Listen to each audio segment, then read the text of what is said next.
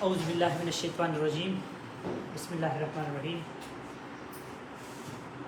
کہ وہ میں ہی تھا جو خود کو بچا کے لے آیا سمندر کے کنارے پر، کہ وہ میں ہی تھا جو خود کو بچا کے لے آیا سمندر کے کنارے پر، ورنہ دریا نے بہت بار ڈوب جانے کا موقع دیا تھا۔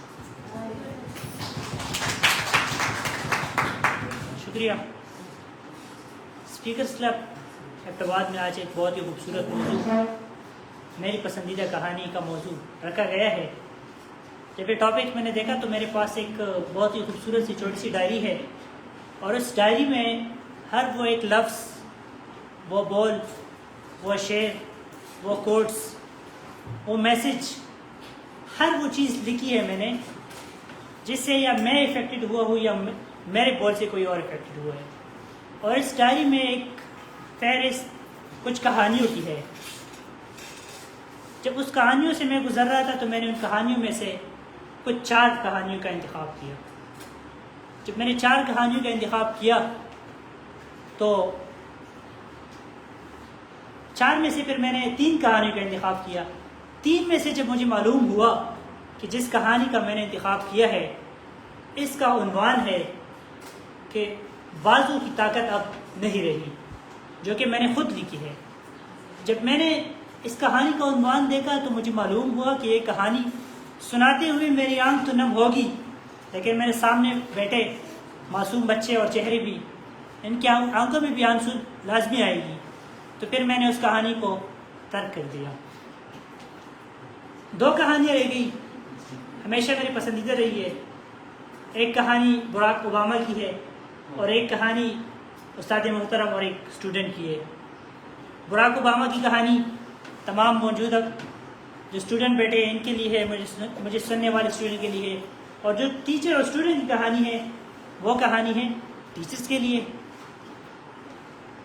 براک اوباما کی کہانی آپ سب نے شاید سنی بھی ہو، پہلی بھی میں شیئر کر چکا ہوں کہ ایک مرتبہ وہ اپنی کلاس میں اپنے کچھ بچوں کو پڑھا رہے تھے، اور وہ اپنے بچوں سے سوال کرنے لگے کہ آپ کیا بننا چاہتے ہیں، آپ کیا بننا چاہتے ہیں۔ ایک اسٹوڈنٹ اٹھتا ہے اور وہ اپنے سر اوباما سے سوال کرتے ہیں کہ سر آپ کیا بننا چاہتے ہیں۔ تو براک اوباما کا جواب تھا کہ میں امریکہ کا پریزیڈنٹ بننا چاہتا ہوں۔ اور پھر دنیا نے اس ٹیچر براک اوباما کو 2 بار امریکہ کا پریزیڈنٹ بنتے ہوئے دیکھا۔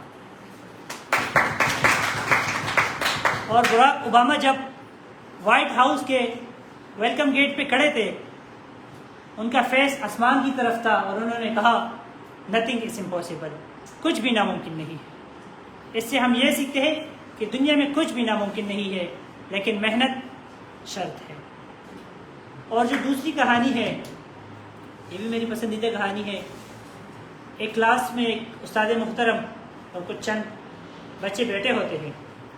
استاد محترم اپنے ایک بچے کو کھڑا کرتے ہیں اور کہتے ہیں کہ میں آپ کو 3 سیب دیتا ہوں، مجھے بتائیے آپ کے پاس کتنے سیب ہیں۔ بچہ کہتے ہیں میرے پاس 4۔ استاد محترم پھر پوچھتا ہے کہ میں آپ کو 3 سیب دیتا ہوں، آپ کے پاس کتنے سیب ہیں۔ بچہ پھر کہتے ہیں میرے پاس 4 ہے۔ خیر استاد کو غصہ آیا، استاد نے کہا چلو بچہ ہے، اس کو شاید سیب نا پسند ہو، کوئی اور سب سیب نہیں پسند، کوئی اور میوہ فروٹ ان کو پسند ہے۔ استاد نے کہا میں آپ کو 3 آم دیتا ہوں، آپ کے پاس کتنے آم ہیں۔ بچے نے کہا 3۔ استاد نے پھر وہی پہلا سوال ریپیٹ کیا کہ میرے بچے آپ کو میں 3 سیب دیتا ہوں، آپ کے پاس کتنے سیب ہیں۔ بچہ کہتے ہیں 4۔ اب اس بات پہ استاد محترم کو شدید غصہ آیا اور اس نے اپنے بچے کو شدید ڈانٹا، غصہ کیا۔ جب معاملہ ختم ہوا تو اس بچے نے اپنے استاد محترم کو مخاطب کیا اور کہا کہ سر آپ ایک بار مجھ سے بھی توجہ پوچھے کہ آپ نے مجھے 3 دیے، میں آپ کو 4 کا جواب کیوں دے رہا ہوں۔ وہ بچہ کہتے ہیں کہ سر ایک سیب آلریڈی میرے پاس بیگ میں ہے،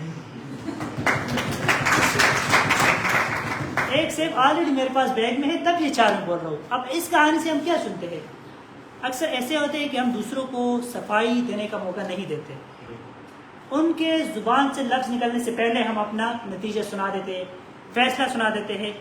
تو لہٰذا کوشش کوشش کرے سزا سنانے